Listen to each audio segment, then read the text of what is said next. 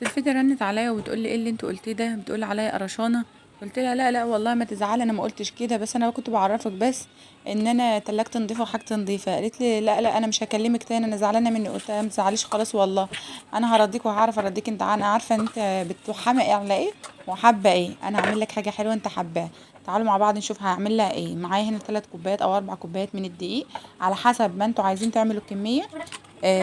معايا 4 كوبايات كده من الدقيق، هنجيبهم كده طبعا. ما تنخلوش ولا حاجه، دقيق عادي. ومعايا هنا كل كوبايه نشا عليها معلقه كل كوبايه دقيق عليها معلقه نشا، ومعلقه خميره كبيره، كيس خميره يعني كله. ومعايا معلقه سكر ومعلقه وربع وسنه ملح صغيره بس عشان تعادل الطعم، وطبعا معلقه بيكنج باودر. وزي ما انتم شايفين معايا هنا برضو ميه دافيه، ميه دافيه تستحملها ايدك. وتجيب بقى كده على طول بالمعلقه، لا هو بعجن ولا كده ولا ماني، بالمعلقه على طول. وهتعجني كده عجينه سايله متماسكه.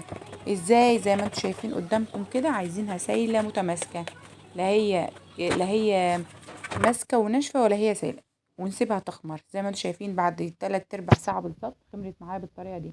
وبعدين هنجيب كيسه ونجيب نحط فيها كده العجين بتاعنا، وهنعمل بيها احلى لقمة القاضي في الدنيا. وتطلع معانا مدورة، وكمان حجمها كل واحد تمام زي ما احنا شايفين كده بالمقص. وتحط في الزيت وبعدين تقطعها كده من الكيس. دي طريقة سهلة واقتصادية جدا، وفي اي بيت هتعمليها هتقومي تعمليها حالا دلوقتي. زي ما احنا شايفين هتسيبيه لما ياخد كده اللون الذهبي الجميل ده، وبعدين تطلعيه اللون الذهبي فقط، وبعدين تطلعيه. هنعمل كده بقى الكمية كلها لحد ما نخلصها، عشان احنا لسه هنقليهم مرة تاني. دي لقمة القاضي بتتقلى مرتين عشان تبقى ناشفة. يا اما عايزاها طرية بقى وتتعمل بسكر كده، يبقى خلاص كده بقى. شايفين اصلا الكمية عملت معايا قد ايه؟ يعني ما شاء الله ما شاء الله.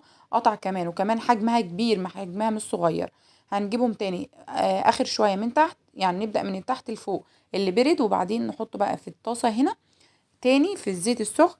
وهنخليهم بقى لحد ما ياخدوا اللون الذهبي الغامق سنة، يعني اخليهم ذهبي ذهبي عشان تنشف ولما ننزلها في العسل تشرب العسل وتفضل معانا مقرمشة لحد اخر واحدة. والله لحد النهارده انا تاني يوم اهو، تاني يوم المغرب وبسجل لكم وهي فاضله معايا مقرمشه لحد الان. تمام. عملتها كده ونحوش بقى على طول وننزل بقى في العسل. طبعا العسل، طريقه العسل كوبايتين سكر عليهم كوبايه ميه، او 3 كوبايات سكر عليهم كوبايه ونص ميه كده بالطريقه دي يعني. شايفين اصلا ما شاء الله شربت العسل، وكمان عاطيه كده لمعه حلوه جدا ومقرمشه، فضلت لاخر حاجه. تمام زي ما احنا شايفين. رحت بقى الفيديو قلت لها خدي يا ستي ما تزعليش، انا عملت لك اللقمه القاضي اللي انت حباها، وما تزعليش كمان اللي انا قلت عليك قرشانه، مع انك انت مش قرشانه ولا حاجه. هي بتسمع الفيديو طبعا، وهي عارفاني طبعا ان احنا كل ده هزار في هزار يا جماعه.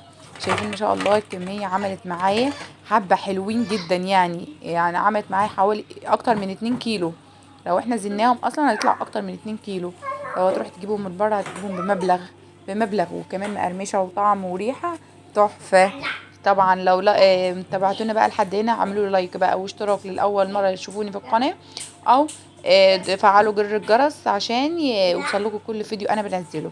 وقولوا له بقى رايكم ايه، رايكم في لقمه القاضي اللي انا عملتها لسلفتي، عشان ما تزعلش مني. وكل واحده بقى عندها كده اتعملت كده في سلفتها، او قالت على سلفتها او اتكلم على سلفتها، تقوم بقى تعمل لها ايه حاجه حلوه، مع اني ما غلطتش فيها برضو. انا قلت لها برضو ايه، انا ما غلطتش فيكي، انا طالعه اقول اللي انتوا قلتيه، ما تزعلش بقى يا سلفتي.